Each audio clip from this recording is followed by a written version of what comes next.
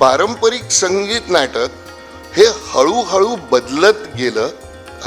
हा माझा त्यातला सगळ्यात महत्त्वाचं माझं एकंदर निरीक्षण आहे. आणि ते बदलत जाण्यामागे सगळ्यात महत्त्वाचा हात हा या सगळ्या नाटककारांचा होता, ज्यांना संगीत नाटक लिहित असताना कवीच म्हटलं जायचं.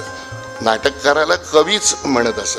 तर इथून पुढे जर तुम्ही बघितलं की घाशीरामच्या नंतर सगळी संगीत नाटकाकडे बघण्याचा दृष्टिकोन बदलला. पण आजही तुम्ही गेलात तर तुम्हाला जुनी संगीत नाटकं आजही त्याच्या बाजासकट काही ठिकाणी होताना दिसतात.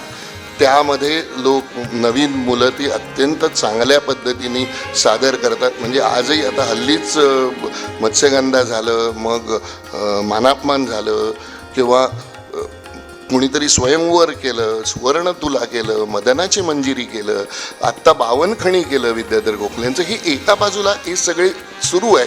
पण वर्तमानामध्ये आज अशी परिस्थिती आहे की खऱ्या अर्थाने संगीत नाटकाचा शोध अजून सुरू आहे असं मला वाटतं.